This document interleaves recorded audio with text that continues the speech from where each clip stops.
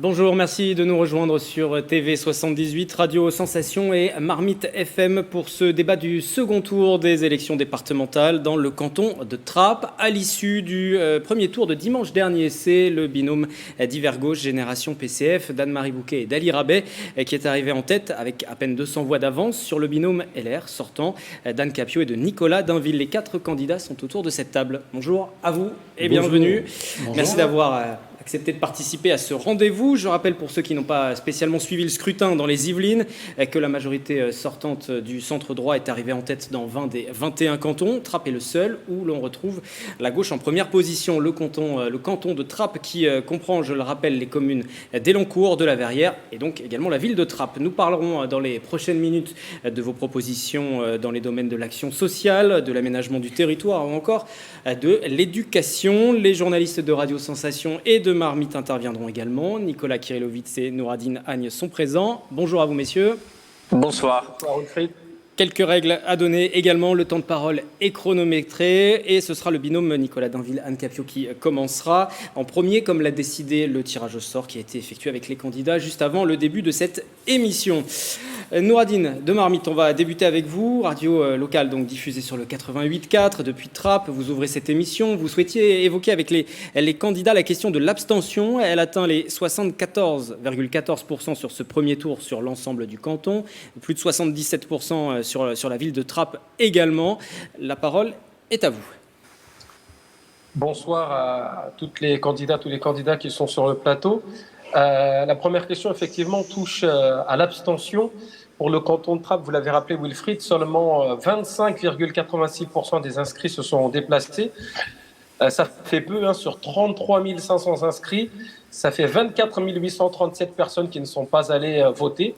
Et puis si on prend le binôme qui est arrivé en tête, donc, avec Anne-Marie Bouquet et Ali Rabet, c'est 39,8% certes du premier pour les personnes qui ont voté.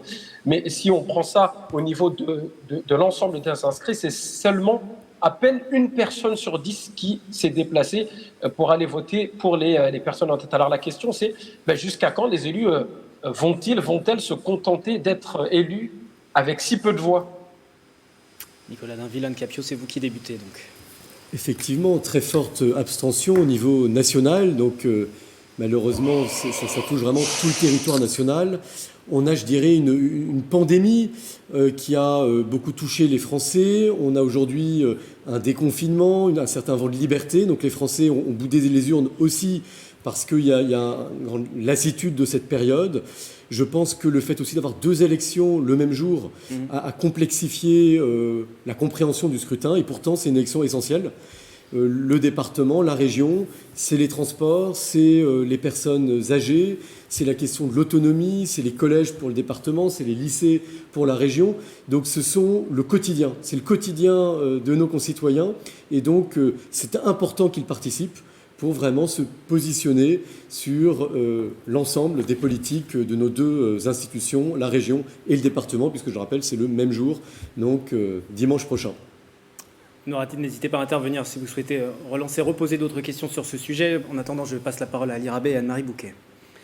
Bon, pour ma part, j'estime qu'il faut qu'on arrête de se voiler la face, en particulier nous les élus locaux et les élus en général. De fait, d'élection en élection, les électeurs nous envoient le même signal. Ils nous disent qu'ils n'ont plus confiance en la démocratie, qu'ils n'ont tout simplement plus confiance dans leurs représentants élus. Ils ne leur donnent de moins en moins de légitimité. Ce que dit Nouradine Agne est vrai, ça doit nous interroger. Et nous en sommes en partie responsables.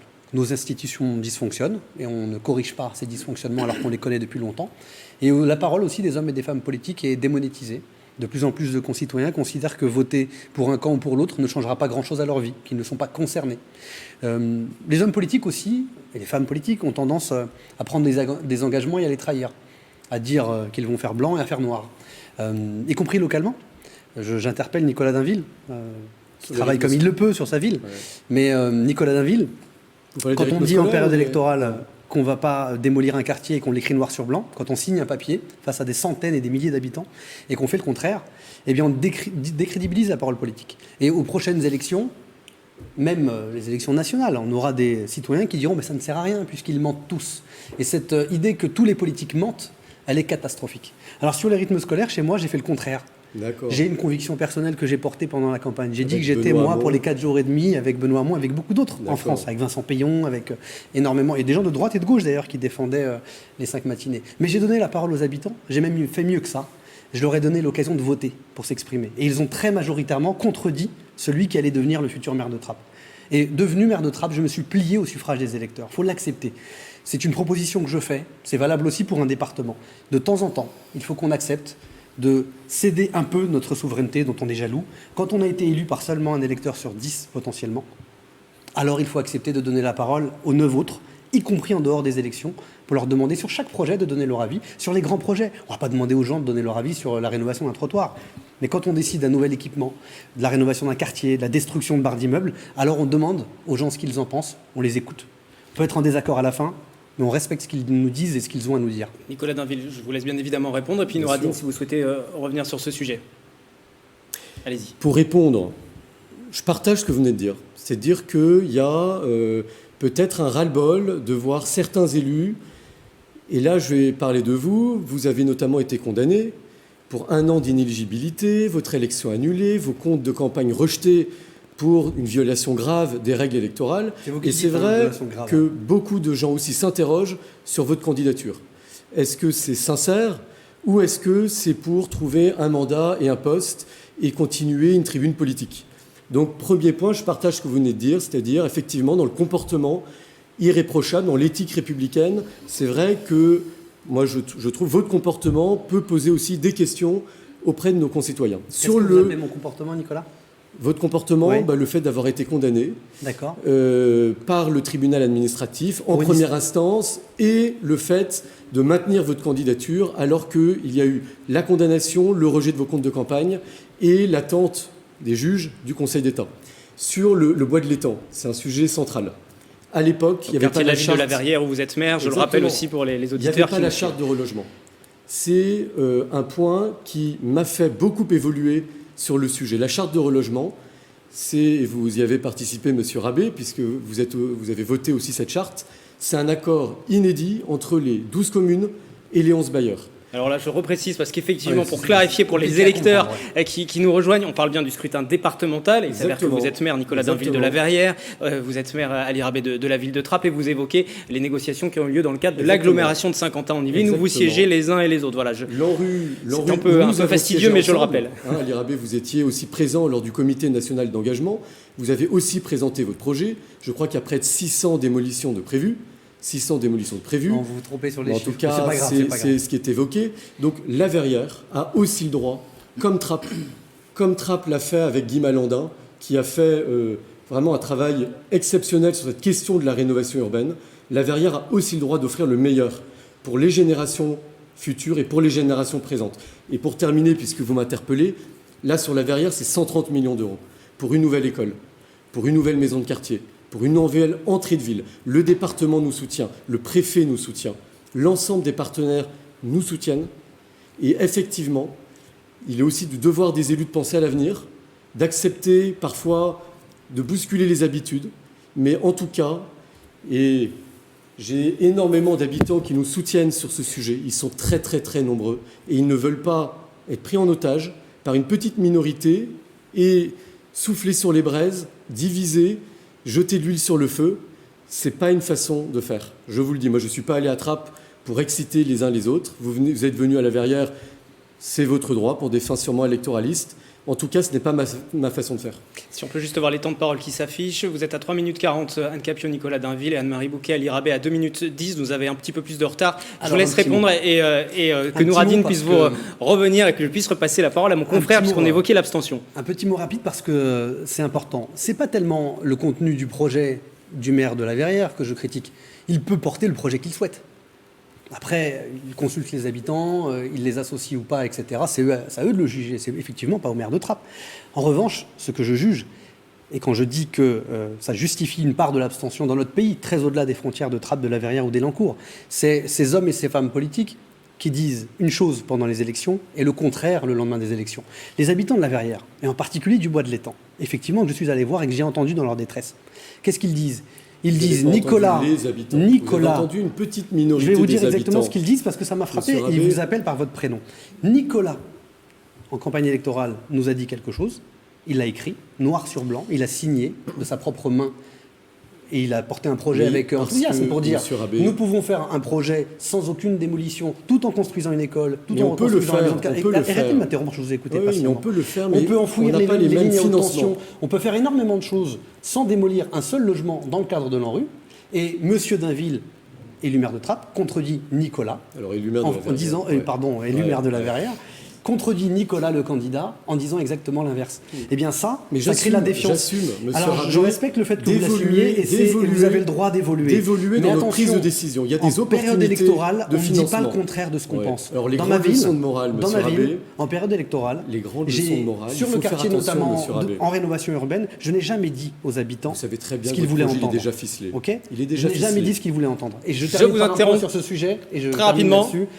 Moi, j'ai demandé et obtenu auprès de l'ANRU 6 mois supplémentaires pour aller au bout de la concertation. Si nous voulons que les gens retrouvent le chemin des urnes, il faut leur demander leur avis, les associés. Quitte à la fin à assumer de dire nous ne sommes pas d'accord avec vous, mais respectons-les, écoutons-les et prenons le temps de les associer. Je terminerai vous êtes à égalité de temps de parole. Monsieur Rabé, c'est-à-dire, Monsieur Rabé, vous êtes dans l'attaque, toujours là pour diviser, toujours là pour jeter de l'huile sur le feu. Pour vous demander d'assumer vos responsabilités, oui. Et je pense que les habitants attendent aussi des propositions concrètes. On va parler des propositions, j'aimerais qu'on ait le temps de le faire au cours de cette émission, donc je vais vous interrompre tout de suite parce qu'on est à plus de 10 minutes d'émission et effectivement, nous n'avons pas du coup avancé, même s'il est important de faire ces précisions au début. Nouradine, j'en reviens vers vous, enfin. Oui. Et je ne pensais pas que ma première question serait aussi bien illustrée par ce que je viens de voir pendant 10 minutes. C'est-à-dire que j'attendais un peu d'humilité sur le plan. J'espère que les candidates ne vont pas se fâcher de ma réflexion. J'attendais un peu plus d'humilité, peut-être, c'est qu'attendent peut-être moi les personnes avec qui j'ai l'occasion d'échanger. Mais vous voyez le début du débat, Wilfried, l'abstention, c'est peut-être également la qualité du débat politique, du débat public sur les propositions. Je ne nie pas que ce qui a été soulevé par les deux candidats est complètement nul et non avenu. Loin de moi cette idée. Mais quand on commence un débat en disant l'abstention, c'est parce que vous, en gros, vous avez dit un truc, vous êtes un menteur.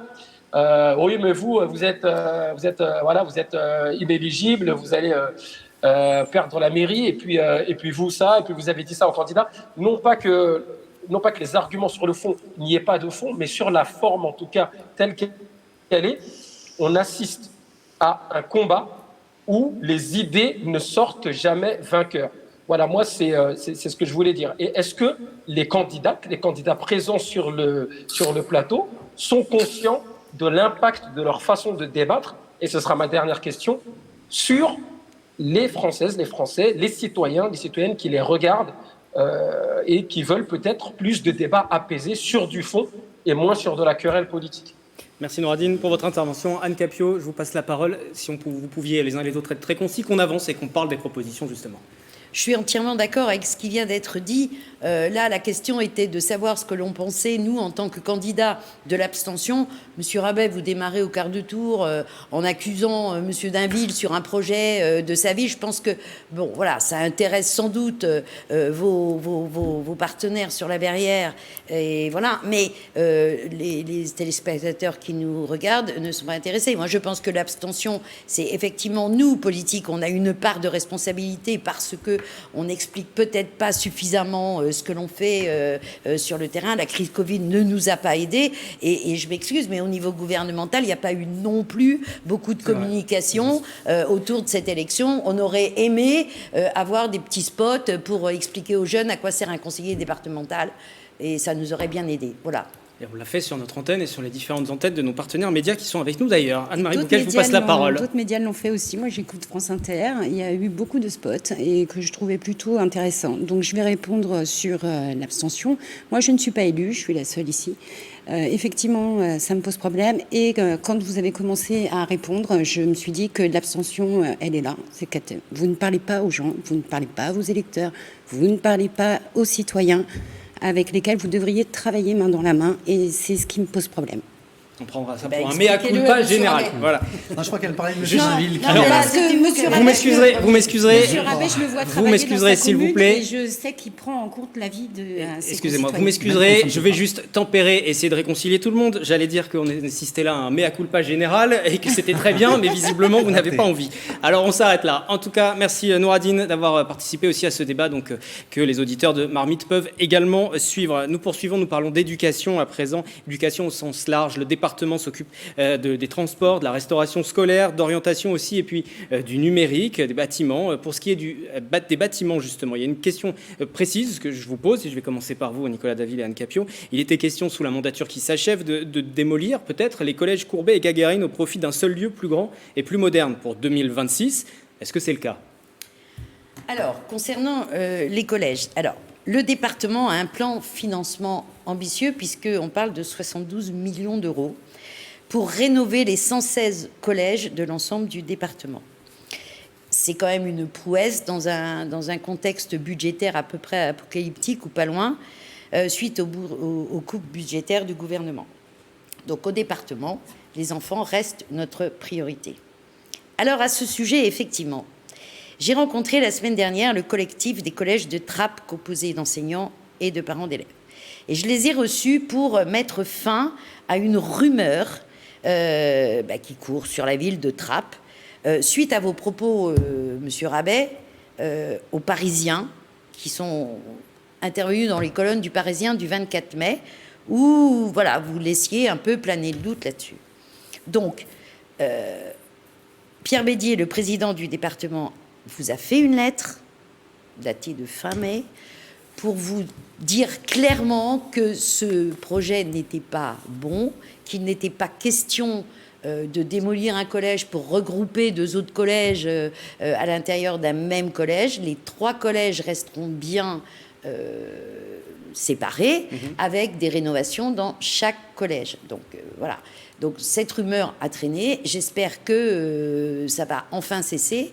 Parce que voilà, le projet n'est pas celui-ci, et on veut garder des collèges à taille humaine et les rénover chacun à leur tour. Une précision que je n'ai pas apportée au début du débat, vous faites partie du binôme sortant, hein, vous siégez au sein de la majorité, je le reprécise. Ali Rabet et Anne-Marie Bouquet. Alors moi, sur ce les sujet. collèges, Voilà. j'ai des choses à dire, effectivement. Il y a actuellement à Elancourt 2 collèges qui sont dans un état piteux. Celui de la Clé prend l'eau. Donc régulièrement, les élèves ne peuvent pas rentrer par le hall parce qu'il y a une flaque d'eau énorme qui les empêche de le faire. Ça détruit les carrelages, etc. Bref, ça les fait travailler dans des conditions qui sont juste incroyables. Je ne pensais même pas que c'était possible. Et sur le numérique, je suis parent d'une collégienne qui a énormément galéré. Donc mettre des caméras dans les collèges, ça nous a coûté une fortune et ça ne sert à pas grand-chose quand il n'y a pas d'élèves dans les collèges. Par contre, ouvrir des lignes supplémentaires pour que les enfants aient accès aux ENT et qu'ils travaillent dans des conditions correctes, ça me paraît le minimum. Donc c'est très bien de prôner le numérique. Moi, je suis pour, mais par contre, ce serait bien de le faire dans des meilleures conditions et en tout cas de permettre aux enfants de réussir une scolarité. Ali Rabet, si vous souhaitez parler sur la question des collèges spécifiquement et sur cette question des 2 collèges et de cette rumeur, vous avez évoqué donc Anne Capio, et puis on parlera du numérique spécifiquement juste après. Alors vous voyez, typiquement, c'est une illustration de notre premier débat, quand les politiques préparent des projets dans le dos des habitants. C'est pas une rumeur, c'est un projet écrit. D'ailleurs, mon prédécesseur avait donné son accord à la démolition d'un collège et à ne maintenir que 2 collèges sur Trappes, par écrit, par courrier, que j'ai retrouvé dans les archives en arrivant dans son bureau. C'était un projet du département. Écoutez, arrêtez s'il vous plaît, d'interrompre, soyez un peu civique. Montrez l'exemple, monsieur Dainville, montrez l'exemple. On parle de montrer aux électeurs, et je demande que ce ne soit pas décompté de mon temps de parole, s'il vous plaît. Je vous arrête là, stop, allez-y, revenez sur vos propos. Ne m'interrompez pas, comme je vous écoute patiemment. C'est un débat. Donc je disais, ce projet existait, il était planifié et prévu par les services du département.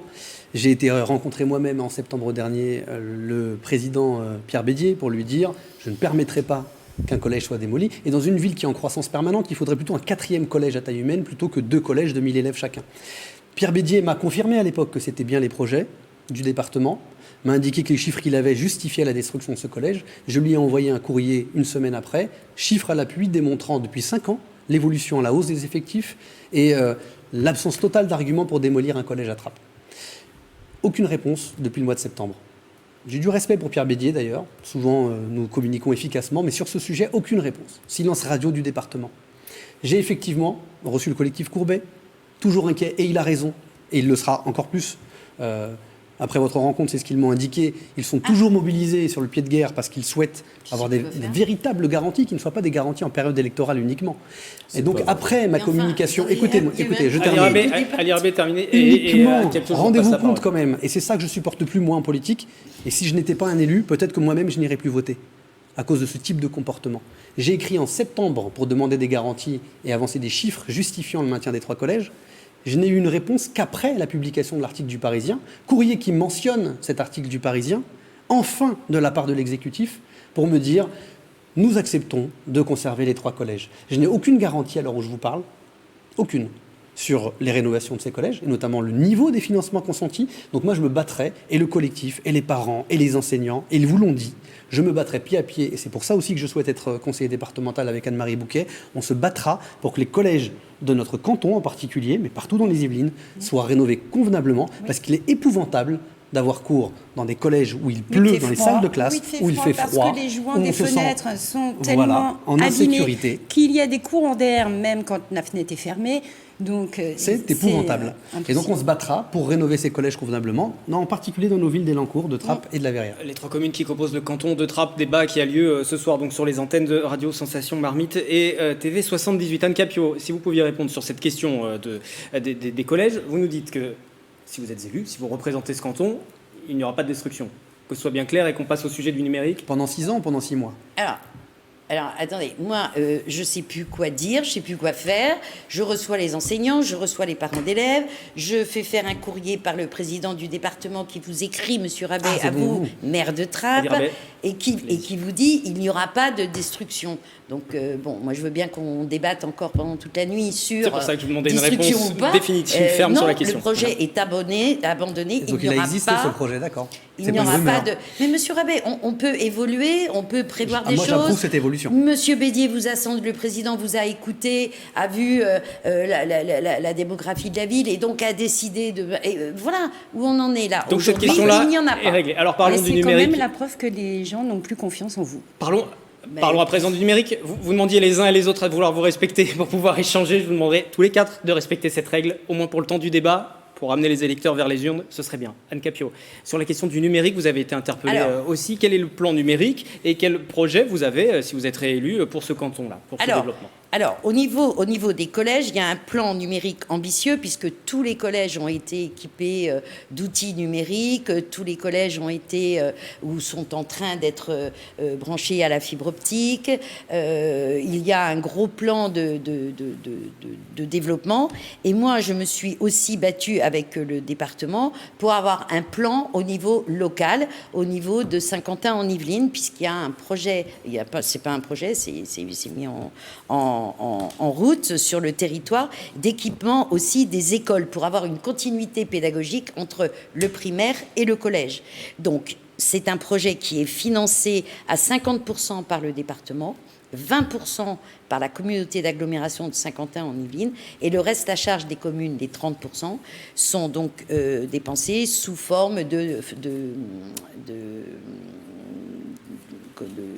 d'appel à concours, de fonds de concours, voilà. Donc c'est un projet qui est déjà en route. Toutes les villes ont joué le jeu, voilà. Là, c'est concernant les écoles. Concernant les écoles, voilà. Et sur le collège, aujourd'hui, le plan numérique fonctionne ? Ou est-ce qu'il y a, comme disait Anne-Marie Bouquet, des failles, des choses qui ne fonctionnent pas aujourd'hui et des choses à revoir ? On peut toujours trouver des fenêtres qui ferment mal, des robinets qui fuient, la moquette qui se décolle. Effectivement, dans les collèges, peut y avoir des problèmes de maintenance sur les 117 collèges. Je pense que quand des élèves sont obligés de j'entends garder un blouson bien, en classe Madame parce Bouquet, qu'il fait trop froid. Madame c'est Bouquet, difficile de travailler. Anne-Marie Bouquet, Anne Capio, je vous laisse répondre. Madame Trentaine Bouquet, de secondes et on j'entends changera de bien, sujet. mais on ne va pas débattre sur la maintenance des collèges. Bien sûr on peut toujours faire mieux, on peut laver plus blanc, et je suis au courant de ces problèmes de maintenance. Ça peut effectivement arriver, et voilà. Mais par contre, pour le numérique, c'est un projet qui avance. On a actuellement certains collèges qui se sont lancés dans une expérimentation d'équipement individuel des enfants en tablette numérique, des élèves en tablette numérique. Donc je rappelle que l'équipement individuel a été proposé également aux villes de la communauté d'agglomération Prenez de l'avance sur le temps de parole. 51 en Yvelines, que la ville de Trappes, enfin l'arrivée de M. Rabet a stoppé le projet. Donc c'est bien dommage parce que C'est dommage ça que vous polémiquiez permet, là-dessus, vraiment. ça permet. Je polémique. C'est dommage, c'est dommage. Moi, je voulais, bon, je c'est voulais bien qu'on dommage dépasse parce la que chicane, mais l'équipement ça Ali va. en Rabet, Anne tablette, Capio, je vais te conclure. 5 secondes, sinon vous aurez trop voilà, d'avance. et l'équipement en après, on tablette pourra pas numérique terminer. individuelle favorise la réussite scolaire et notamment l'égalité des chances. Vous êtes un peu plus de 10 minutes de temps de peux parole, poser- 8 minutes 45 pour Anne-Marie Je vais Bouquet. poser une petite question par Si rapport vous à ça. posez une Madame question, Capio. forcément il y aura une réponse Enfin, et ça va oui, augmenter oui. le temps de parole et après Non, on mais changera de c'est sujet. vraiment, Donc, il y avait une mise en place de tablettes numériques sur le collège de la Géo, par exemple, à Elancourt. Et nous, on nous a été dit que ce dispositif ne serait pas reconduit par le département. Mais donc, on vous est-ce que dit- ça on a vous- changé Eh Non, ben, je vous pose non, la mais question, Madame Capio. on vous dit qu'un collège va être détruit à Trappes. On vous dit que le collège... Mais qui vous l'a dit? Comment? Je vous dis que non, le projet d'équipement en tablette numérique n'est pas abandonné. allez, Sachant Rabet, si vous souhaitez qu'actuellement, les si tablettes vous ne reposez des fonctionnent questions, pas. excusez-moi, je sais que vous avez des questions à poser et c'est bien légitime aussi, Mais puisque moi, vous êtes face au binôme sortant. Mais allez-y. J'ai une précision à dire. Parce que Madame Bouquet, vous êtes très, très à cheval sur les problèmes d'équipement en tablette numérique. Je vous rappelle que vous étiez parent d'élèves dans ma commune et que lorsqu'on a commencé à équiper les enfants en tablette numérique individuelle, vous étiez la seule parent d'élève à refuser la tablette. Vous vous Pas souvenez du de ça? tout, je n'étais pas la seule. Et Par vous êtes contre, revenu je suis vers toujours, moi non, je suis 2 toujours mois après persuadée. pour me réclamer une tablette. Absolument pas, c'est faux. Si. par C'est contre, important pour la continuité pédagogique. Vous m'excuserez, je vais vous refaire la même chose que tout à l'heure et je ne vais pas non plus reprendre les propos de mon confrère Nouradine, mais ce serait bien voilà, que. Mais je vais juste dire on que élève c'était aussi une le anecdote, débat. c'est Voilà. une anecdote. Mais forcément, mais ça prend aussi du temps de parole des uns et des autres. Voilà. Vraiment, là, je vous arrête ici et Ali Rabet, Sur ce je vous mot, laisse. un mot rapide pour un dire. mot rapide je et on vous change de sujet. proposer de nous mettre tous d'accord sur un sujet. J'aimerais bien. Les tablettes numériques pour tous les gamins partout tout le temps, pourquoi pas dès l'école élémentaire, voire même la crèche, je pense que c'est pas bon. On a des études aujourd'hui qui nous démontrent que, y compris sur le plan pédagogique, l'excès d'exposition à l'écran cause des retards de développement cognitif des enfants. Tous les enseignants écrans, d'ailleurs la nous disent télévision est comprise. exactement le téléphone portable, la télévision, la tablette, etc. Donc attention à ce que la puissance publique soit pas la première à dire on met des écrans et c'est ça qui va tout changer. Et un élément sur lequel on peut tous être d'accord, pourquoi pas, c'est de dire que, et ça concerne pas le département, et ça concerne pas les communes, les enseignants sont sous la responsabilité de l'éducation nationale. Il serait bon que si on veut déployer des outils numériques, on le fait sur la ville de Trappes, contrairement à ce que vous insinuez, Madame Capio, et vous le savez. Vous avez regroupé On le les fait, tablettes. Madame Capio, on essaye d'avoir une utilisation rationnelle et cohérente de cet outil pour nous justement qu'on ne dise pas à chaque enfant ayez votre tablette sur votre bureau, il faut vivre matin, midi et soir, soit avec la tablette, soit avec le téléphone de papa, maman, surtout pas ce soit qu'il faut avec la leur dire. télévision. Voilà, C'est on surtout essaye pas ce d'éviter qu'il faut ça. leur dire. Et donc notamment, je souhaiterais, et je suis sûr que vous le souhaiterez avec moi, que le ministère de l'Éducation nationale soit capable dans ce pays de former les enseignants à un usage pédagogique de la tablette, de l'écran, du TNI, du VPI. Mais c'est ce qui se passe Et aujourd'hui, non, c'est complètement. faux. Madame, Mais si, Madame si. Capio, je suis surpris que vous ne soyez pas d'accord Le avec moi centre sur ce de point. formation. Ah non, je je termine suis pas par un d'accord. point. Le centre de Aujourd'hui, formation est à Elancourt. écoutez, la Le majorité, partenariat Madame avec Capio, vous êtes l'éducation incroyable. nationale est extraordinaire. Madame Capio, là-dessus, vous devriez être plus exigeante. Mais au contraire, je suis Madame très fière Capio, de ce et partenariat. j'espère que demain, quand je serai conseiller départemental avec Anne-Marie Bouquet, on le demandera. Et on demandera que Pierre Bédier s'exprime fortement là-dessus. Ben, Le vous ministère doit mettre davantage de moyens. Mais J'ai un vous nombre n'aurez pas l'occasion de le faire, incalculable. J'ai un mais- nombre incalculable d'enseignants. Vous arrêtez en qui 2 me disent- secondes. Allez-y. J'ai un nombre incalculable d'enseignants qui me disent on n'utilisera pas pour l'instant les tablettes tant qu'on n'aura pas reçu la formation qu'on demande depuis des années sans l'obtenir. Battons-nous pour obtenir ces formations par Les l'éducation nationale. formations existent. Parlons de l'action sociale aussi. C'est l'une des compétences, si ce n'est la principale compétence du département. Nicolas Kirillovitz pour Radio Sensation, 98.4 dans les Yvelines. Vous allez interroger les candidats à propos de l'action sociale du département, les départements qui gèrent au quotidien RSA, retour à l'emploi, aide aux personnes âgées, handicapées ou encore la PMI, protection maternelle et infantile. Ces derniers mois, le département s'est aussi impliqué dans la gestion de la crise sanitaire. Nicolas, c'est à vous. Oui, tout à fait, Wilfried. Et puis, quelques éléments aussi de cadrage, des chiffres pour bien comprendre l'importance de l'action sociale pour les départements.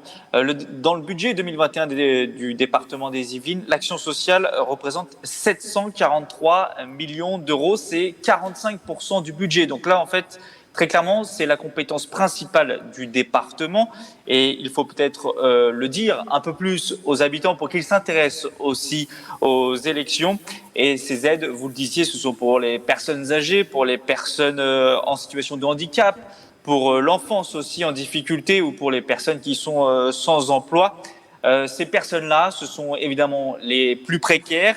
Elles vivent pour beaucoup sur le canton de Trappes, à la Verrière et Trappes. On le sait, ce sont parmi les villes les plus pauvres des Yvelines. Et la crise du Covid intervient là-dedans, puisqu'on le sait, elle frappe d'abord les plus précaires. Alors, la question que je souhaitais poser ce soir aux deux binômes de candidats, c'est est-ce qu'ils prévoient des mesures supplémentaires sociales si jamais ils parvenaient au conseil départemental ou à le rester pour le binôme de droite, s'il prévoit des mesures pour aider les plus précaires aujourd'hui. J'ai notamment vu une proposition qui marque le coup et qui retient les esprits du côté d'Ali Rabet et Anne-Marie Bouquet, c'est développer le RSA pour les 18-25 ans. Je me demandais alors s'ils peuvent le faire à l'échelon départemental seulement. Anne-Marie Bouquet, Ali Rabet, vous avez 10 secondes de retard sur le temps de parole. Du coup, c'est à vous de commencer et de répondre à cette question.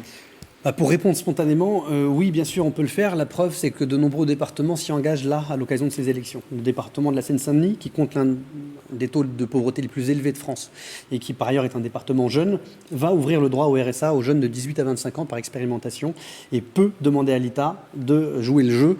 Et j'ajouterai une seconde mesure, M. Kyrilovitz, qui me semble essentielle. Dans un pays comme le nôtre, et surtout dans un département aussi riche que les Yvelines, il est indigne que 30% des familles ou des personnes qui pourraient bénéficier du RSA en soient privées.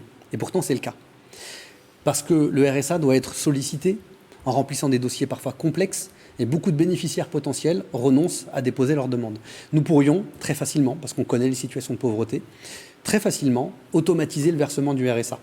Le département des Yvelines pourrait, c'est une proposition que je ferai au sein de l'Assemblée départementale, demander à l'État d'expérimenter, d'être un département pilote de la généralisation du RSA à tous les bénéficiaires sans qu'ils aient à aller mendier une aide sociale. Ça permettrait d'ailleurs d'anticiper des situations de vulnérabilité sociale et d'éviter que les familles ne cèdent dans la grande précarité. J'ai 1000 choses à dire sur l'action sociale. Le département est malheureusement lanterne rouge au niveau national sur ces sujets. C'est l'un des budgets de fonctionnement les plus faibles de France. C'est le budget de fonctionnement le plus faible de France. Et sur l'action sociale, c'est l'un des départements qui met le moins en fonctionnement. Ça aboutit à ce que les salariés, les propres salariés du département, ont fait grève il y a quelques mois pour dire qu'il n'est plus possible d'être dans une situation où on a énormément de travailleurs sociaux qui démissionnent, qui s'en vont parce qu'ils ne sont pas assez nombreux. Savez-vous qu'ici, quand vous êtes dans la difficulté sociale, c'est le cas d'énormément notamment de mamans célibataires dans ma ville, vous mettez plus d'un mois à avoir un rendez-vous avec l'assistante sociale. La conséquence concrète, je suis sûr que Nicolas Dainville vit la même chose à la Verrière, c'est que les gens viennent toquer à la porte du maire pour avoir un bon d'urgence, une aide d'urgence du CCAS, du Centre communal d'action sociale. Donc parfois, on remplace le département qui est défaillant sur ses missions. Un mois. Il y a encore quelques années, c'était 15 jours d'attente. Sur le champ du handicap, parfois, les dossiers mettent près d'un an à aboutir. Là encore, est-il normal que dans les Yvelines, on ait 3 fois plus de temps d'attente pour instruire un dossier à la maison départementale des personnes handicapées que dans le département des Bouches-du-Rhône? Il n'y a pas de raison.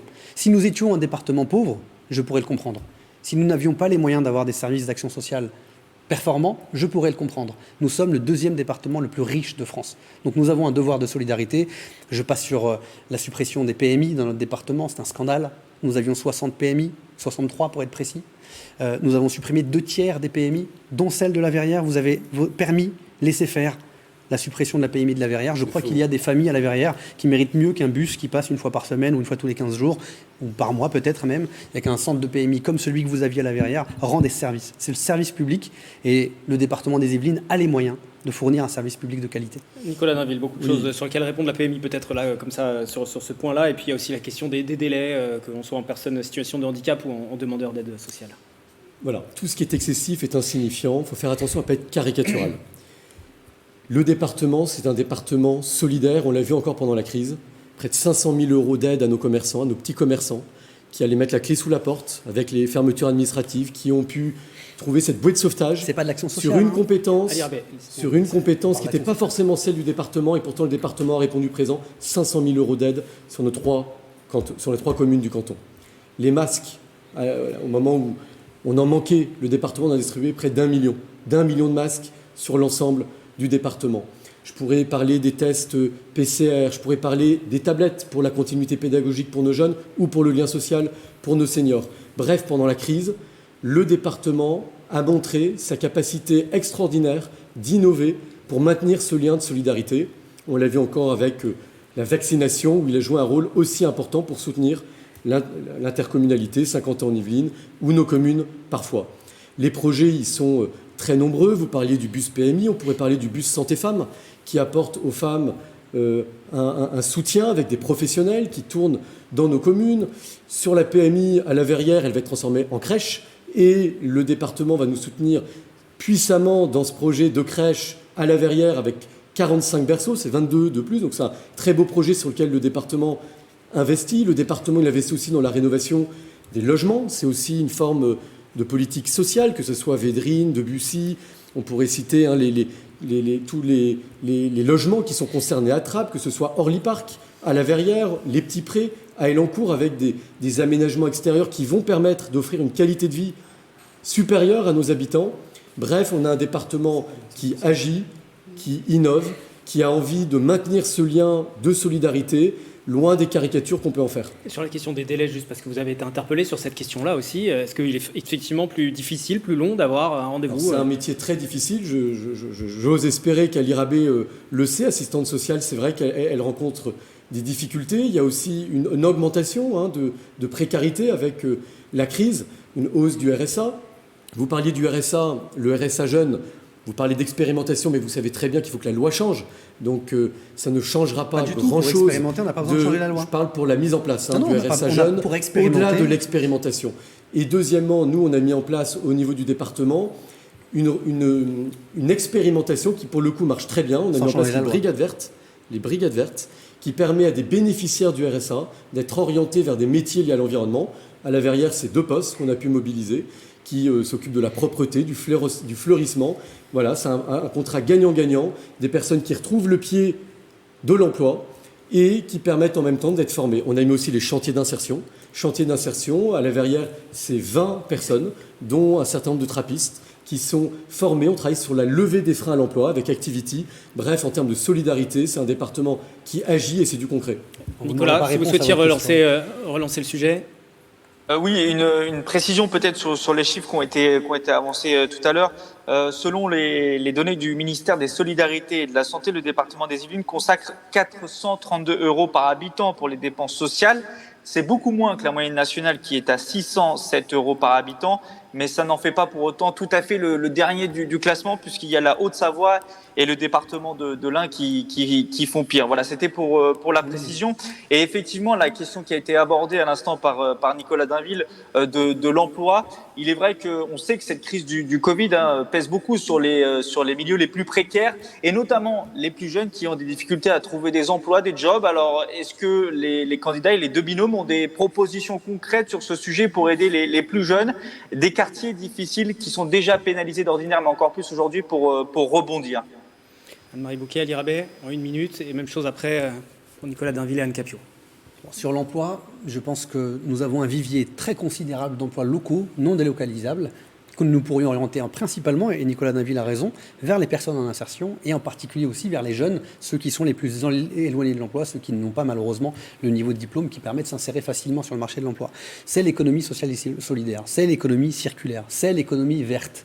Être capable de produire ici la nourriture saine, bio, produite localement, que nous mettons dans l'assiette de nos enfants. Être capable de recycler nos déchets pour éviter de continuer à en produire et à polluer la planète et à mettre en danger notre environnement. Tout cela, ces viviers, doivent être explorés notamment par le département parce que c'est la bonne échelle, tout simplement. Au niveau des communes, on tente, on expérimente, on lance des petits projets. Mais au niveau du département, on a un effet levier considérable et on peut tout à fait changer d'échelle, créer des unités de production justement de gestion des déchets, de retraitement, qui remettre dans le circuit des appareils, comme c'est le cas d'une entreprise, par exemple, à Trappes, qui s'appelle Envie et qui salarie des dizaines de personnes en insertion. Nous pouvons le faire au niveau départemental, changer complètement d'échelle pour créer des milliers d'emplois non délocalisables, garantis pour les Français du département. J'aimerais qu'on parle santé aussi, parce qu'on a un petit sujet dans ce département en matière de santé. Les Yvelines sont un désert on aurait médical. pu parler aussi des infrastructures. J'aimerais bien qu'on y consacre quelques minutes. Il y a beaucoup de projets sur ce canton et qui sont aussi subventionnés, aidés par le département. Ce serait aussi l'occasion, Anne Capio, Nicolas Dainville, si vous souhaitez répondre aussi, et revenir sur cette question de l'action sociale. Pardon, Anne Capio. Oui, moi je veux bien dire un mot sur le RSA, qui est effectivement une compétence du département. Le gouvernement nous a gentiment passé le bébé de gérer le RSA. Et donc, il y a quand même eu une augmentation de plus de 25% des bénéficiaires du RSA en 2 ans, ce qui est énorme. C'est une dépense sans précédent pour le département. C'est pour ça qu'on a créé l'agence Activity dont parlait Nicolas tout à l'heure, qui est une agence pour aider les bénéficiaires du RSA à revenir sur le thème du travail et à retrouver du travail rapidement. Parce que le RSA pour les 18-25 ans, M. Rabet, c'est bien, mais sauf que le RSA, ça ne doit pas être une situation pérenne. C'est juste... Voilà, on peut tous avoir dans la vie c'est ce que dit la loi. un accident de vie, etc. Mais je préfère qu'on aide les jeunes de 18 à 25 ans à retrouver un travail ou à retrouver peut-être le chemin des études pour avoir un bagage derrière pour mieux démarrer, plutôt que de leur verser un RSA tous les mois. Voilà. Vous savez, je ne connais aucun jeune qui demande à ce qu'on lui verse un RSA tous les mois. Ils veulent tous travailler. Mais vous savez, la vie est faite de périodes. Quand on est jeune, quand on est vieux, quand on est au chômage, de périodes difficiles. Et il faut que la solidarité soit là. On ne peut pas, Nicolas Kirillovitz le confirmait, être le département qui dépense par habitant quasiment le moins, on est les avant-derniers. Sur 100 départements, c'est catastrophique. Alors, de toute façon, vos chiffres sont les faux, chiffres c'est pas sont du ceux tout ça. d'un journaliste qui a vérifié.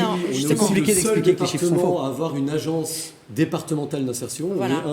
On innove en permanence. Les chantiers d'insertion, ça marche très bien. Il y en a partout en France, monsieur Dainville, des chantiers d'insertion. Vous savez qu'il y en a partout en France. Qui sont à la verrière. Je vous y invite, monsieur Rabet. En même temps, ce sera compliqué. Ceci dit, ça m'arrange pour l'égalité du temps de parole, puisque vous êtes stricte égalité et les chronos tournent pour vous deux. Donc, comme ça. Des dispositifs, des outils mis en place par le département qui fonctionnent et on est efficace. C'est ça qui est important. Dans le meilleur des mondes, non, mais tout n'est pas nul, contrairement à ce que vous dites. Tout n'est pas nul. Voilà. Nicolas Kirillovitz, merci. Mieux et pour ça, il faut être exigeant. Excusez-moi, le temps de remercier Nicolas Kirillovitz donc pour Radio Sensation d'être intervenu également. Merci à vous. Nous poursuivons le débat. Il nous reste à peine un quart d'heure d'émission. Si on peut afficher les temps de parole, un peu plus de 16 minutes pour chacun. Et je vous le disais, j'aimerais qu'on évoque à présent la question des infrastructures.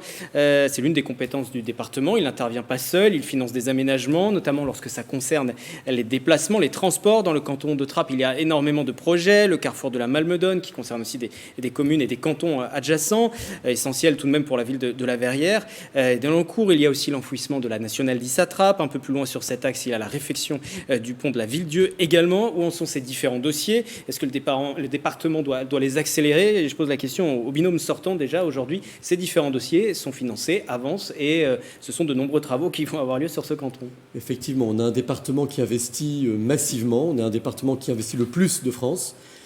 La RN10 de Trappes, poussée par l'ancien maire, Guy Malandin, qui s'est beaucoup battu, c'était un de ses chevaux de bataille pour la couverture urbaine. Aujourd'hui, ça coûte près de 100 millions d'euros. Le département investit près de 10 millions d'euros. C'est très attendu et en tout cas, le département a répondu présent. On pourrait parler du pont Chouleur qui a été fait, qui a été doublé entre Maurepas et la Verrière. Maintenant, la priorité, c'est pour nous le pont de la Ville-Dieu, qui est un des points noirs de la circulation. Il faut des accès piétons, il faut des pistes cyclables. Le tour de table est bouclé, c'est près de 30 millions d'euros. C'est une énorme attente et les travaux sont planifiés. Alors, on ne peut pas faire les travaux en même temps, sinon ça serait un bazar en termes de circulation, mais c'est planifié. On a beaucoup d'investissements. Je pourrais parler du commissariat d'agglomération à Elancourt pour mieux accueillir les victimes, pour regrouper près de 300 policiers, pour assurer une sécurité optimisée. Je pourrais parler de tous ces investissements soutenus par le département, comme les maisons de santé. Le département investit beaucoup dans nos maisons de santé. Et nous, on en pousse une sur la Verrière qui est très attendu. Bref, on a un département qui investit et qui est une aide incroyable pour les communes. Moi, c'est aussi pour ça que je me bats avec Jean-Michel Fourgousse, qui est maire d'Élancourt, et c'est pour ça aussi, j'imagine, que le maire de Trappes se présente. C'est que le département, aujourd'hui, c'est le partenaire de nos communes pour répondre présent sur les investissements essentiels. Et pour terminer, avant de laisser la parole, on investit aussi sur la mobilité. À Élancourt, on a eu une très très belle passerelle cycle-vélo entre Plaisir et Élancourt qui permet d'améliorer, je dirais, les liaisons douces. On a 50 km de pistes cyclables en plus sur ce mandat. On a de très beaux ouvrages. Je pourrais aussi citer la RD30 qui a été considérablement modernisée entre Plaisir et Élancourt. Bref, de très beaux investissements pour une meilleure qualité de vie. Ali Rabet. Je ne vais pas vous dire, moi, là-dessus, que tout va pour le mieux dans le meilleur des mondes. Je trouve que cette petite musique, vous comprenez, les électeurs vont se dire, bon, bah, si tout va bien, la totalité des cantons des Yvelines sont dirigés par la droite. On a un parti unique qui tient le département et qui gère ses financements. Alors n'allons pas voter puisque tout va bien, ça ne sert à rien de changer quoi que ce soit. Moi je vous dis, c'est une occasion unique là d'envoyer des élus qui seront vigilants et exigeants. Parce qu'un parti unique qui dirige une assemblée, c'est inquiétant. Ça peut être dangereux. Quand on n'est plus contrôlé, on a tendance à dériver. Et vous pouvez être certain, vous pouvez être sûr qu'avec Anne-Marie, quand nous serons dans l'Assemblée départementale, nous serons vigilants et nous serons exigeants. Et en particulier pour nos 3 communes. Quand on voit l'état de délabrement de nos pistes cyclables, puisque vous évoquiez le sujet, tous ceux qui font du vélo, à 50 ans en Yvelines, au-delà des 3 communes du canton, savent combien c'est dangereux pour sa propre vie de faire du vélo. Savez-vous qu'un habitant sur 2 de 50 ans en Yvelines fait son trajet domicile-travail au sein de l'agglomération de 50 ans en Yvelines. Il y en a qui vont travailler à Paris, mais la moitié travaille dans l'agglomération où ils vivent. Donc nous pourrions, pour vraiment, une majorité d'entre nous, prendre notre vélo, notre trottinette, puisqu'on a un nouveau service de trottinette, pour aller au travail. C'est des trajets souvent de moins d'1,5 km. Eh bien, nous avons des infrastructures qui nous obligent à prendre aujourd'hui nos voitures et à polluer. Il faut un plan de rattrapage massif, un plan vélo, pour développer le piste cyclable, pour inciter au changement de mode de mobilité. Et pour ça, il faut un département qui mette le paquet. Nous sommes là encore l'un des départements qui investit le moins en la matière. L'Ille-et-Vilaine, par exemple, a mis le paquet. Elle investit aujourd'hui davantage dans les infrastructures vélo que dans les infrastructures routières. Ça permettra vraiment de changer les pratiques et d'inciter ceux qui souhaitent passer aux circulations douces, non polluantes, à le faire. Nous sommes très loin du compte. Si vous avez des élus, excusez-moi, un peu béni oui-oui, qui disent tout le temps que tout va bien, qu'il ne faut rien changer, que l'exécutif fait bien son travail, eh bien on passera après les autres. Si vous avez des élus, et certains le font dans le département, j'en connais, des conseillers départementaux issus de la droite, mais qui tapent du poing sur la table, qui exigent, je l'ai fait sur le collège Courbet, et j'ai obtenu gain de cause, mais j'attends encore des garanties durables de long terme. Quand on tape du poing sur la table, on peut être entendu. Il vous faut donc des élus au département qui soient capables de ne pas dire ce qu'attend le président de l'exécutif ou les services du département. C'est pas vrai. Et il vaut mieux élire des élus courageux qui sont capables de mener la bagarre parfois pour obtenir gain de cause, plutôt que des gens qui cherchent à être les meilleurs élèves. Si vous êtes élu, donc les priorités sur les infrastructures, en tout cas, si vous êtes élu, mais ensuite il faudra obtenir la majorité, mais en tout cas vos propositions iraient plus dans le sens de transport, de mobilité durable, douce, plutôt que des infrastructures routières, pour répondre sur cette question. Mais pas que, je vais vous donner un exemple qui a été cité par Nicolas Dainville. Franchement, le pont de la Ville-Dieu, le doublement qui est attendu depuis des années, on risque de l'attendre encore longtemps, avec des élus qui finalement n'ont pas fait grand-chose, des élus qui n'ont pas fait grand-chose pour accélérer le calendrier. Nous pouvons, monsieur Dainville, vous le savez, regardez la RN10, la couverture, combien de temps ça a pris en deux mots, et j'aimerais que Nicolas Dainville vous réponde sur ce sujet. Voilà des habitants qui tous les matins souffrent le martyre en essayant de le traverser pour rejoindre la Nationale 10 notamment, ou risquent de mourir s'ils sont en vélo. Alors Nicolas Dainville, c'est difficile de vous répondre sur ce point très précis, qui est donc un des projets d'infrastructure qui concerne ce canton, c'est le doublement de ce pont de la Ville-Dieu, qui se situe à la hauteur de la ville de La Verrière, entre Élancourt et La Verrière, au-dessus de la N10 pour être très précis. Alors déjà, je tiens à dire que dans la majorité départementale, il y a une différence de sensibilité, il y a différentes tendances, il y a des gens qui sont sans étiquette, des gens qui sont plutôt de droite, il y a des gens qui sont plutôt du centre. Bref, il n'y a pas de parti unique, hégémonique, où on n'aurait pas le droit de s'exprimer. Premier point. Deuxième point, élu exigeant, oui. Élu utile, c'est encore mieux. Et pour être utile, il ne faut pas simplement vouloir une tribune politique pour essayer de sauver sa place, trouver un mandat peut-être. Non, il faut être utile pour peser dans les dossiers. Et peser dans les dossiers, c'est exactement l'exemple du pont de la Ville-Dieu où on a pesé. Ça prend du temps, les dossiers. Regardez, franchement, votre prédécesseur, laissez-moi terminer s'il vous plaît, votre prédécesseur, M. Guy Malandin, regardez le nombre d'années qu'il a mis pour faire accepter, pour trouver les financements, près de 100 millions d'euros, pour trouver, pour boucler le plan de table Avec et l'État. pour réussir. Pas avec le département. Pour réussir avec le département aussi. Avec 10 millions l'État. d'euros. Non, 10 millions c'est d'euros. l'État le sujet. Non, Monsieur Rabé, laissez-moi terminer. Je vais vous défendre. Laissez-moi Je vais terminer. défendre votre président. Non. Je vais défendre Laissez-moi votre président. terminer. Ali Rabet, je vous laisse Donc, répondre, mais Nicolas Dainville, allez au bout de S'il votre vous plaît. démonstration. Pierre Et vous Béguet. aurez le temps de Monsieur Rabet. répondre, Ali Rabet. Vous aurez le temps de Monsieur répondre. Rabé, peut-être un minimum de respect sur le temps de parole. Bref, le département apporte une contribution très importante, près de 10 millions d'euros, mais c'est des projets qui prennent du temps. C'est des projets qui prennent du temps. Et le pont de la Ville-Dieu, le tour de table, il est aujourd'hui bouclé. C'est 30 millions d'euros.